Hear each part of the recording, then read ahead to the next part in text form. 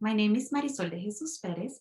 I am a licensed clinical psychologist and I am working at the Center for Integrative Counseling and Psychology. I'm also an ordained minister, currently serving at 121 Community Church. Today, I'm here to talk about a very important topic that is often neglected, and it's talking about maternal health. And the first question is, why is it important to talk about maternal health? I'm going to show you a picture to explain why. The first time that I travel, I pay attention to the instructions that were delivered before taking off in that plane. And I noticed that one of the things that we were told is that in case that we suddenly lose pressure in that airplane cabin, we would see our oxygen mask coming from the upper compartments. And the next explanation is what actually threw me off. They told us that before trying to help our kids, we needed to put our own mask first. For a second, I paused and I thought, well, that is awful. Like when my child is struggling for oxygen, I'm supposed to be here putting my own mask. But then I realized that there is a lot of wisdom behind that instruction. And the idea is I cannot help others properly and I cannot take care of the need of others unless I am taking care of my own needs. And if I am in distress, if my own needs have not been met, I am not going to do a good job at taking care of others. So in the Bible, we read that we are supposed to love God with all our minds, all our souls, all our strength, and love others as we love ourselves. So that in itself, it's telling us the importance of loving ourselves.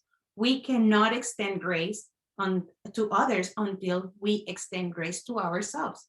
And we cannot extend mercy until we do that to ourselves. And sometimes we get the idea that not taking care of our needs and just taking care of the need of others is being selfless and is heroic. That it's not true. Again, it takes a lot of humility to understand what our needs are and taking care of those and understand what our own limitations are. So I already told you one reason why it's important to talk about maternal health, because it's important to take care of those moms.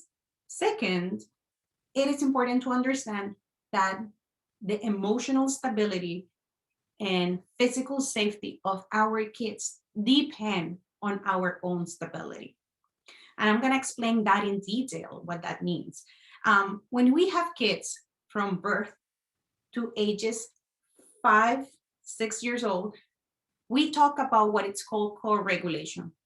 What is the meaning of that word? Well, what that means is that from birth to about that age, kids do not have full ability to self-regulate. They depend on a secure attachment, a secure source of attachment to co-regulate their own emotions. So if mom is not in a good place, that toddler, it's probably going to have a hard time regulating their own emotions, because in order for them to feel safe, they have to look at their most trusted source of information, in this case, mom or the primary caregiver. And that's where they get the idea, I am safe and my needs are taken care of. So it is important to talk about maternal health for two reasons: for your sake and also because the health of your kids is depending on that. Now, I'm going to show you another picture, and this is another story. And this is something that actually happened to me, because sometimes I get distracted and I don't pay attention to the dashboard in my car. Well, not too long ago, I realized that I had not paid attention to this sign in my dashboard. And I'm sure that you're familiar with what this means. This means that you're running with an empty tank. And so I realized that I was running with an empty tank when I actually had to go up a little, like a little hill, and my car went like, and that's when I realized I was into deep trouble. My car was about to quit on me. And often our bodies give us signs that we are running in an empty tank, and we often ignore those signals. And today I want to take some time to explain some of the signs that might be telling you that you're running in an empty tank. And my hope is that you can take some of this information, and after this time, you can make a list of things that you can do to deal with that issue. The first sign that we are running with an empty tank is that, and I'm sure that you have experienced this at some point, all of those that have been moms, and we work and we have gone through this, is irritability or having a short temper. And you realize, lately I've been noticing that I go from 0 to 10 and I explode. And then I realize that I'm blowing things out of proportion because whatever my kid did was not that serious. That could be a sign that you're struggling and that you're dealing with an empty tank. Sign number 2, ongoing fatigue. You feel tired all the time. You feel like even when you're sleeping, you wake up and you don't feel refreshed. And throughout the day, it's hard. You feel like you are carrying 10,000 pounds upon your shoulders because you do not have the energy. Look at this other one, unhealthy weight. All of us at some point have gone a few pounds up or a few pounds below our healthy weight. But if your weight is out of control, that it's probably signaling to you that you are not developing a healthy relationship with food. It could be that you're using food to cope with your feelings and to manage your feelings, or it could be that you are so busy that you are not paying attention to your eating times. Sometimes we fail to prep in advance for food that is healthy and nutritious, and by the time that we finally eat, we eat whatever we can find first, and it's not the most nutritional choices. Another big sign that you might be running with an empty tank could be that you get sick very often. And what happens is when we are stressed, our immune system gets weakened and we're more susceptible to develop different kind of infections, and our bodies have a harder time fighting those infections. Another one that is a sign that you might need to take a break and pause, it's concentration difficulties and in memory problems. I had a hard wake-up call when I was practicing in California, and I had to take 3 trains to get to the hospital where I was working. I was working so many hours and I was so exhausted that one day I decided to drive my car to work. And at the end of my work day, I hop on the train, and guess what? I didn't forget my keys back at work. I forgot my car at work. And it was not until I had taken 3 trains and I landed in my train station that I realized that my car was not in the parking lot. That for me was a huge wake-up moment where I had to realize, I need to make some changes to my lifestyle. And for you, it could be that you realize that you're repeatedly leaving your keys inside your car, or that you are leaving the house unlocked, whatever it is. I want you to pay attention to those things. Your body might be screaming, hey, I am exhausted and I need you to take care of me. Another thing that could be a sign is when we have a poor connection with God and we feel distance from him. And sometimes that gets reflected in being away from our faith communities. It's important to take care of our health as it is important to take care of our spirit. It's healthy body, it's healthy spirit, and it's taking care of those spiritual needs as well, that it's important.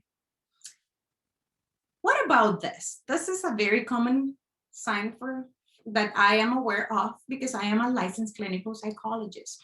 But many people realize that they're running in an empty tank when they realize that they have ongoing feelings of sadness and despair, hopelessness. Or it could be ongoing anxiety that keeps them from falling asleep or staying asleep. I want to encourage you to pay attention to those signs, because definitely when they go ignored for too long, then we see other complications. And it might be that you just need somebody to talk to in counseling. And if that's the case, I encourage you to reach out. At Brother Bill, you have amazing resources. There is a body of counselors serving there. And also, the amazing thing is that you have medical care, and some forms of anxiety and depression require medication to get better. Sometimes it's connected to the way that your body is functioning. So look for medical care, look for counseling if that's what it's needed, and sometimes look for pastoral care as well. All of those forms of support could be very important in filling your tank and making sure that you have something to offer. This one that I'm going to say right now probably will resonate with a lot of you, and it's failing to take care of your physical appearance.